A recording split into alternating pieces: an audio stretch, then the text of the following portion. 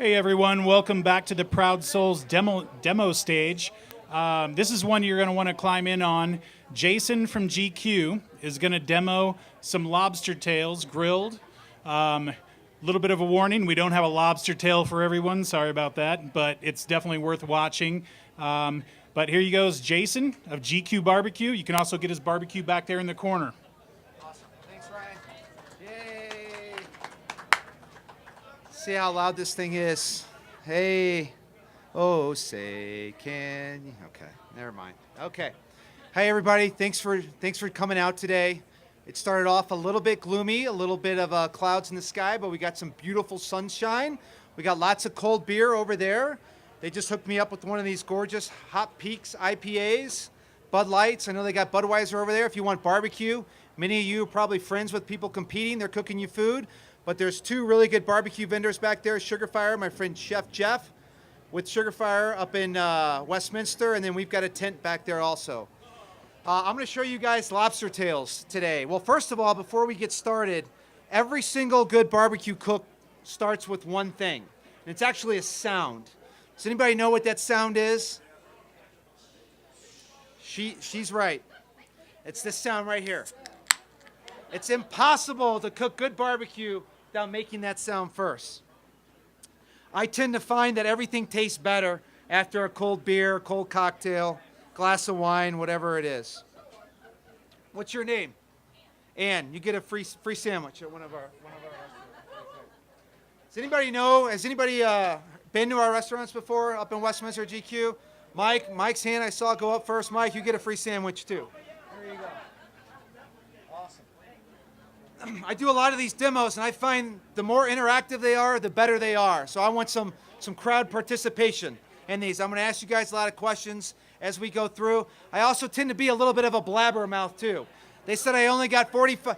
Yeah, Tony, oh, you sure? Tony asked me originally if we can do this demonstration. I said, sure, can I have 3 hours? He goes, you got 45 minutes, that's it. I go, all right, we'll do our best to try to keep it in that. All right, so lobster tails today. Has anybody cooked lobster tails before? What's your experience been with them? What do you think? How did it turn out for you?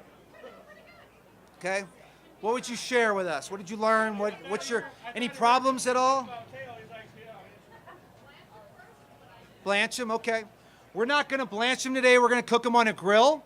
We've got a PK grill over here. Is everybody familiar with PK grills? Pretty versatile grill. They sell them at Proud Souls. What, Tony, about $800 for a 360, $400 for the lower one? Yeah, we're running a rebate now too, $75 off those prices. So, and then obviously with your customer at Proud Souls, we throw in a free bag of charcoal, some other goodies. You get a free class to come in and have fun dinner. So, of course, support local small barbecue business. We're here to educate and have fun. But I know Charlie here, you bought a PK from us, right, sir? How is it? Good? Love that. Nice, awesome, good, cool. What do you guys use for seasoning for those? So we're going to use the, yeah, we're going to use the rub. I think we've got a bottle of the rub up here. I'm highly biased for this. I call it the rub. It's our rub. It's GQue rub. That you might be able to find a better rub for pork, maybe a better rub for brisket, or maybe a better rub for seafood. But if you're looking for just one particular rub that works well on anything and everything, this is it. This is why this was created, just to be like the one rub you can put in your cabinet if you're a backyard person or a weekend warrior and you need just one rub. Brian Beard, Big Sexy, he can attest to it. If you need just one rub for your seasoning cabinet, I mean, this is the one I recommend. And again, I'm highly biased towards it. But it's great. It's mostly salt, mostly sugar, and a couple of different chilies and stuff. So that's what we're going to use today. Cool? I need a pair of scissors, too, if we have a pair of scissors. So the number one thing I can think of when I think of fish and grilling fish and seafood is that it's extremely delicate. It's hard to kind of keep on the grill. It kind of falls apart and stuff. And also, it doesn't have that big window. Like if you're cooking a pork butt, you got a gigantic window when you can take it off and it's good. But with seafood, you got an extremely small window. So when we're cooking these lobster tails, we want to keep it somewhere between 135 and 140 when we pull it off. What's also interesting about seafood, unlike some of the other bigger proteins, is we're cooking these to a temperature. With the bigger proteins, we cook to a feel on those. So that's really unique. Most of the food items that I do on a grill or a smoker, I cook to a feel versus a temperature. But with seafood, with poultry, I cook to a temperature. So with these lobster tails today, and really with seafood in general, I try to aim for a target temp of about 135 or 140. All right? So lobster tails. A couple different ways we can cook these guys. If you're making like lobster macro, like ravioli, or something where you're using the chunks of lobster to put in something, you can cook them in the shell. The way I'm going to show you guys today is a little bit of an elevated version. I have a YouTube video showing this exact same version. So if I miss some steps, I'm going to talk really fast. I might forget a thing or two, but if you want to go to the YouTube channel and check the video, it's going to capture everything that I want to have to actually teach you guys the proper way to grill a lobster tail. That video has actually got, I think it's my second most watched video. It's got close to 750,000 views. So if I can get another 15 views from all you guys, that's another 3 cents in my pocket. So I'd appreciate like a view from you guys. All right, so we're going to go for a presentation on this. You guys have dinner guests over. All you guys like to cook food and stuff or you wouldn't be here right now. One of the very best reactions I like to get from people is when I put the food down. The first thing people notice is the smell. What's it smell like? Does it smell good? Yes, it smells great. That's awesome. Wonderful. The next thing is, what does it look like? We eat with our nose first. We eat with our eyes second. So you want to make for a really pretty presentation. What I show you today is a pretty presentation on the lobster tail. You put one of these lobster tails next to a 16-ounce bone-in tomahawk ribeye, you're going to get the eyes pop out of people's head. And they're going to call you up, wanting to come over next weekend and the weekend after that, which is the whole reason why we entertain people to begin with, right? So to do that, a pair of scissors. These are tiny lobster tails. This guy probably weighs 4 ounces or so. They can get really big. These guys will cook really quick.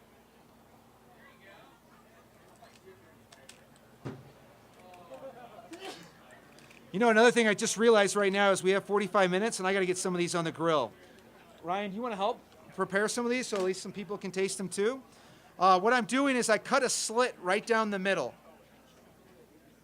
And that's going to allow for me to basically break apart this first, I don't know what you call it, wave of shell.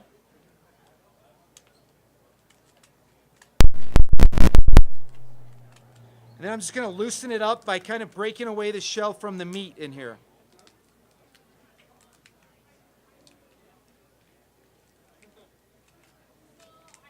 So the way I do it is I cut the whole thing on both sides in halves. Yeah. And then I cook them on halves on the grill. Right. And that's when I talked about there's one of two ways of doing it. Nothing wrong with doing it. You can do it several different ways. But to me, I think that's the better way of doing it if you're looking for just cooked lobster meat. Right. And then you can scrape it out and you can just put it on your plate next to a steak, right. Or you can put it in some mac and cheese, or you can put it in whatever you want. What I'm showing you guys today is a pretty presentation that you can put the lobster, you'll see it when it's done, but you can put the lobster right next to a steak and it's going to have this beautiful bright orange tail. It's going to have a beautiful bright shell, and the lobster meat's going to sit on top of the shell, and it's going to be really fun to eat, right? So it's just kind of a pretty way of presenting the steak.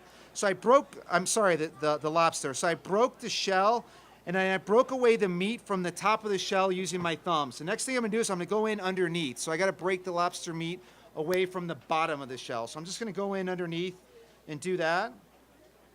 And again, I talked a little bit about, eating with your nose, eating with your eyes. So this is how we get the eyes activated, right? And we get people really excited about eating.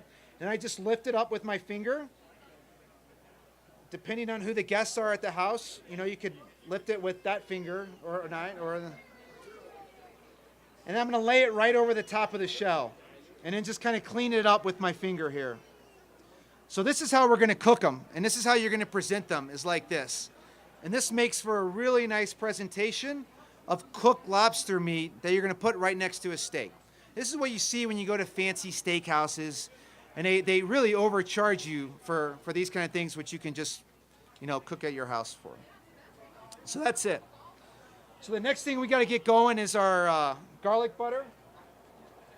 Got all kinds of supplies here. Anybody need to take lemons home? We got lots of lemons here.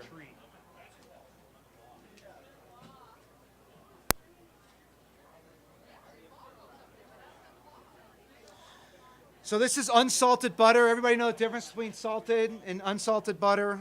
This is unsalted, so we got to remember to season this, right? I think salt is probably the most important ingredient when used in cooking. If you can learn how to properly salt food, I think you instantly become an excellent cook.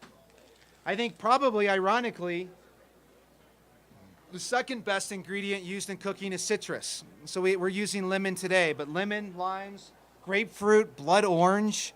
I'm seeing blood orange in a lot of different things nowadays, but citrus and salt, to me, are the two most important ingredients used in cooking.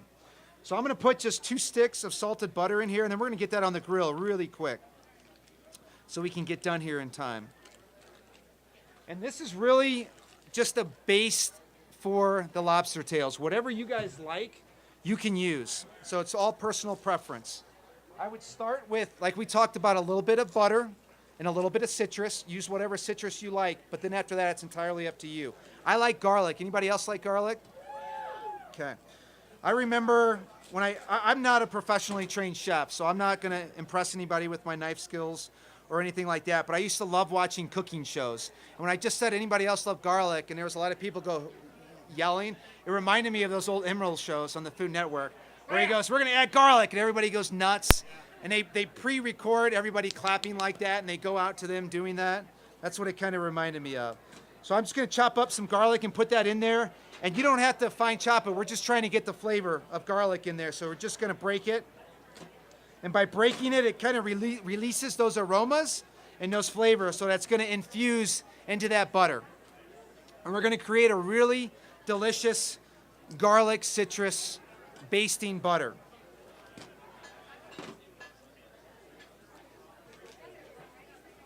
All right, we also talked about the butter not being seasoned, right? So we're going to season it up.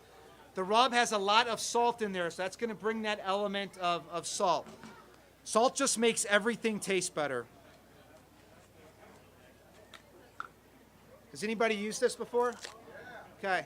Mike, I already gave you, that guy behind you, that was the next hand I saw go up. What's your name? Barry? Come on up. I got a free sandwich for you, Barry. There you go.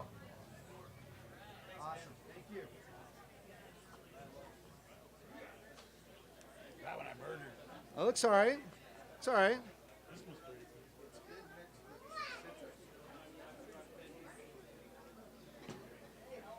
So I also got some parsley up here. What kind of flavor does parsley add to the base? Bitter? Yeah. I don't think it adds anything, personally. So I just do it strictly for color. I mean, I just think it looks pretty, and it'll look pretty when it's on top of the lobster tails at the very end. I'll come over the top with some parsley also. If you want a little more flavor, use cilantro, right? Cilantro, yeah. Cilantro will add a lot of flavor. People say cilantro, there's like a certain percentage of people where it tastes like dishwater. I'm one of those people. What else do we need to add to this? Lemons. Let's get some lemons in there. Bud Light. That's actually a really good idea, and we will add some to it.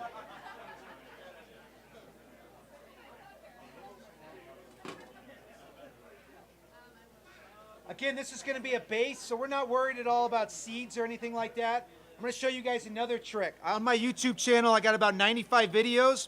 One of the videos is a grilled bourbon lemonade. So, I mean, that's something, if you guys are looking, again, to really entertain your family and friends, you put a grilled bourbon lemonade with some good grill marks on your lemons, serve them a tomahawk steak, twice baked potato with this lobster tail, lights out, game over, in my opinion. All that stuff's on there. So I'm going to squeeze a couple lemons in here too.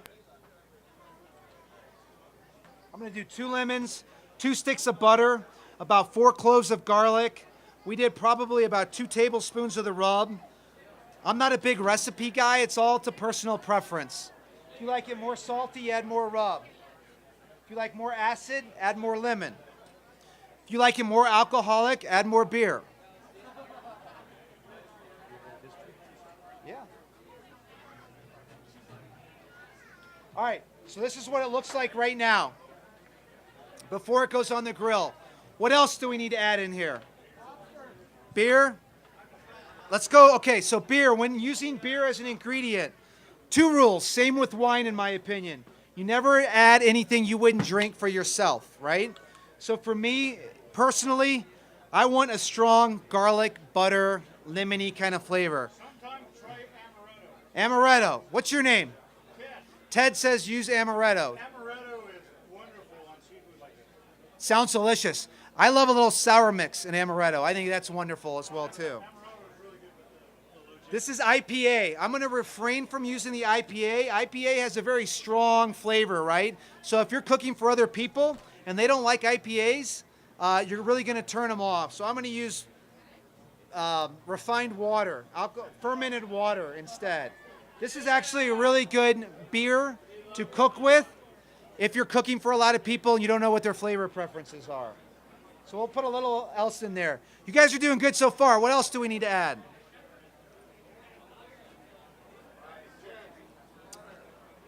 Anything else? That's it?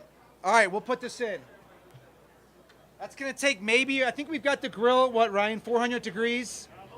A little hotter. Maybe about 4 or 5 minutes for that to go. Other things you guys could add, again, whatever you like. Hot sauce. Hot sauce is a really good thing to add right there. It's really up to you and whatever you like. So we got our lobster tails right here. Some look better than others, but we got 3 of them that look really, really good. Couple different things you can do. You can use a binder or you can not use a binder. I'm going to use this lemon wedge as a binder, just a light little squeeze on top. It's going to do 2 things. The binder, which is going to allow the rub to stick, but it's also going to get some flavor in there. Seafood loves citrus. Seafood loves citrus. Poultry loves citrus. And we're going to add the rub to it. Light coat on here. For me, when seasoning food, whatever it is I'm cooking needs to be the star. If I'm cooking steak, I'm putting just a little bit of salt, a little bit of pepper on there because beef needs to be the very first thing I taste and the most prevalent thing I taste. I'm not going to overdo it with the rub on steak because I don't want to taste the rub. I want to taste beef. When I'm doing lobster tails, I want to taste lobster first. So I'm doing a very, very, very light coat of the rub. And I'm basically doing it just to make a really pretty color on there and add just a little bit of flavor to it because it's got a lot of salt in there. Does that make sense? Cool. So we got our lobster tails. These guys are ready for the grill. We're going to put these on and they're going to cook at the same time as the garlic butter cooks. Does that make sense? Cool. Do we have you got a pan for them? Couple different ways you can cook these on the grill. They have you guys all familiar with indirect cooking, right? So high heat cooking, direct cooking is good for anything really kind of less than 1 inch when you're talking about meat cuts. This is seafood. If I put this directly on heat at 400 degrees, it's going to cook wicked quick, super fast, right? They have kind of like a little built-in indirect shield, and that's the shell underneath here. So they're still going to cook quick, but not nearly as quick because of the shell. So we're also going to put them in a tray so we can transport them really easily. So Ryan, let's let these guys go till they get to about maybe 115, and then we'll pull them off. Should take maybe about, I always kind of kid around when I'm doing classes. I got one class coming up. It's at Proud Souls. It's a brisket class. Unfortunately, it's already sold out. But get on Tony's mailer list or get on my mailing list. You'll be notified whenever we do a class. The classes do go. We got, I think, 50 people coming in the brisket class. It was sold out within 24 hours, so it goes really quick. But I like to joke around, and I used to always like to talk about, I feel like I'm talking so fast. I'm trying to cram so much in 45 minutes. But I like to kid around and say everything's in like beer terms. So we're going to cook those lobsters for about half of a beer, right? That's how long they're going to cook. Which, when you're cooking, for me, that's about 4 minutes or so. And for a 4.5 ounce lobster tail, ideally, I like that thing to come out about 110 degrees. And then I'm going to show you guys how we can start adding some flavors. We're going to start layering some flavors into the lobster tail. Sound good? All right. So I got a question for you guys. I know how to cook lobster, but I don't know a lot of history about lobster. And I researched lobsters a little bit this morning so I could share some little fun Cliff Clavin facts with you guys. Does anybody know how big the largest lobster to record is? Those guys, that lobster tail I just showed you guys was 4, maybe 5, at most 6 ounces. Ounces, not pounds. Does anybody know what the largest lobster 27 pounds. 47. 24. 36. Any other guesses? 60. 60-pound lobster. I got a yellow Labrador. That's almost the size of my Labrador. Has anybody seen a lobster the size of a Labrador? How many beers have you had? Refined water. What else? 42. Okay. Any more guesses? 38. Any more guesses? He was closest. 44 pounds. He said 47. 3 pounds. We had 5-pound difference over there, which is really close too. That's fun, right? Is that fun? More lobster trivia? All right. Lobsters. What's the lifespan of a lobster? 3, 7, 4. 2 people said 4. 10. 13, 9. Any other guesses? A lot of quietness over here. What else? 19. What else? 25. What else? 26. 13. You're only allowed 1 guess per person. I've heard everything from 5 to 15 from this group over here. You're allowed 1 guess per person. We're going on record with what? 13. 7. 4. Who said 35? 35. 50 right here. What else? Whoa. You guys are already locked in. Any other guesses? 1 cent. The correct answer, what did you say? 43, right? 35. The correct answer is anywhere from 45 to 50 years old. So right here. That surprised me when I read that. I didn't know lobsters live to be 50 years old. Just more, this isn't really a trivia question, but just more of a fun fact. I always kind of known lobster was the cockroach of the ocean. It was kind of peasant food for a long time. It wasn't until right around the 1850s when it started becoming more widely accepted outside of, believe it or not, prison populations and stuff like that. And now it's regarded as one of the better items you can get when going out to eat.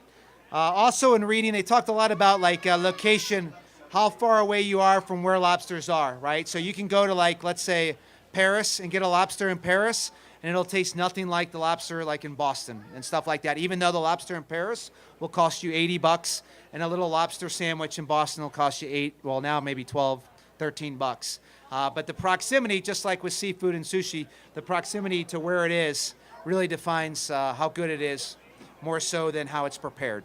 Does that make sense? Cool. All right, how are we looking on the food? 1 minute. 1 minute to go. Another little thing that I thought interesting when reading about lobsters is they shed their skeletons and their shells.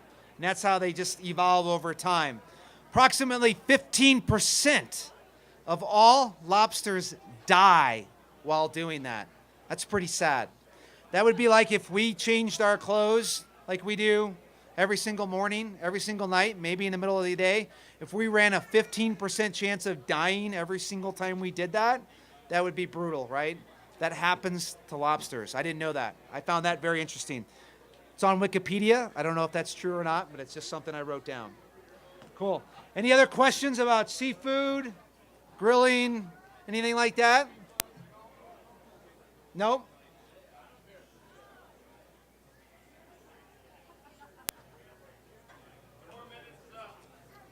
Yeah, we're right on it. We're right on it. Oh, wow, look at that.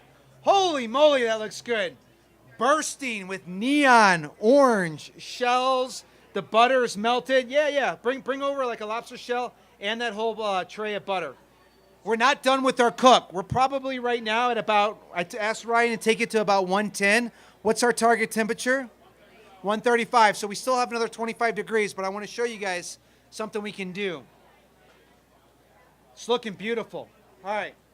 First thing I noticed is the color, right? Look how pretty the shell is. It was originally dark, right? Now it's bright orange. Isn't that pretty? And look how the meat just sits right on top. Isn't that gorgeous? So, and look at the butter's all rendered down. It's probably hot. It is a little hot. I'll show you guys that in a second. But I'm looking for two things right here. This is what I'd be checking if I'm grilling it at the house. The shell looks great. I'm also seeing if this rub is set up on here. Rub usually doesn't set up on until things get to about 135, 140 degrees. Since this is only 110, it doesn't surprise me that it's not set up on there. So I want to get some flavor on here. Oh, good. We got a little brush. So I'm going to actually drizzle the stuff on there instead of brushing it on there. I'm going to drizzle the garlic butter on there. Oh, man. Smells so good. I'm getting acid. I'm getting garlic. I'm getting butter. I mean, it smells delicious up here right now. I'm going to drizzle all this on top.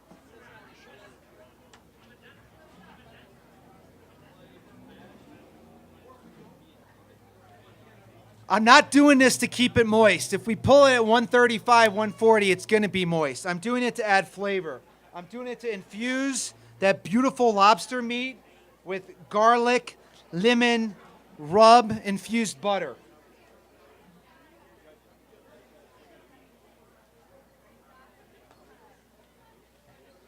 See the pretty sheen on there? Remember the parsley? I said, what does the parsley add? It adds nothing at all other than color. Doesn't that look good with a little bit of that parsley? And we'll add some more parsley when it's all done too. That looks pretty, right? How difficult has this been? Super easy. Is this something you guys can all try? Super easy. Super easy. One of these shells busted right here, but we got 3 really pretty lobster tails. So we're going to return this back to the grill, and we're going to cook it to what? 135. What are we going to use to know what the temperature is? Is there any particular devices that are better than others? Beer? Yeah, actually beer. When you do this as much as I know Ryan does and Toby does, and I do, you actually just have a sense for it, right? Like I know this is probably going to take maybe about a minute, minute and a half, right?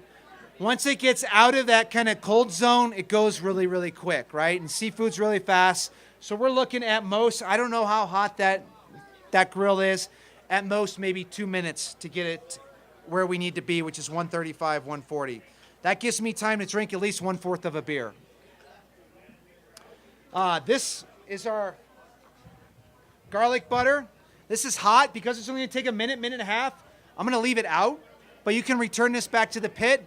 The longer this stuff sits, the better it gets, right? All these flavors kind of come together as individual flavors. And once they get heated, they start homogenizing. And they all come together as just one flavor.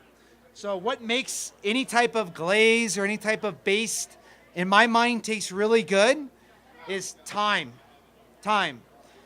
Think of like a chili that takes 6 to 8 hours to make. Think of a barbecue sauce that takes 6 to 8 hours to make.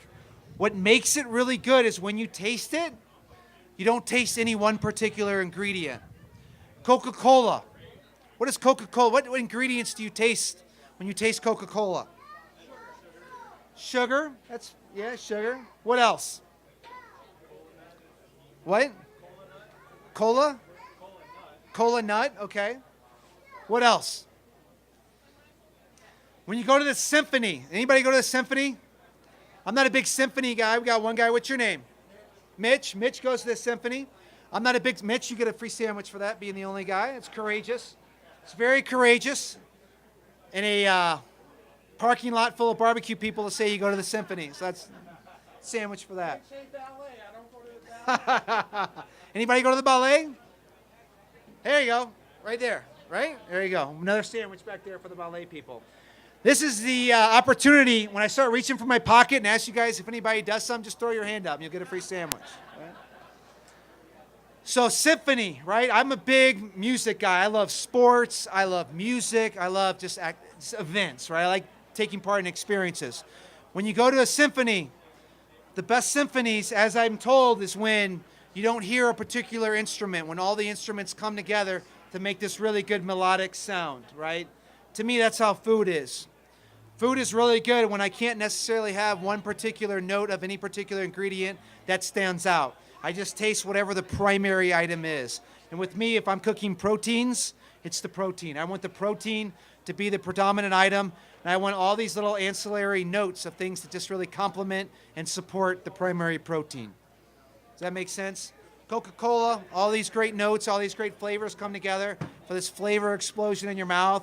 But other than cola nut and sugar, we can't really identify any of the other flavors, right? Cool. Where are we at temperature-wise? All right. Maybe they're done. Maybe they're not. If you get sick, don't sue me. We'll throw them back on. No. Nobody's going to get sick. Nobody will get sick eating lobster tails that are 135 degrees. In the restaurant, we get a lot of people that aren't familiar with smoking.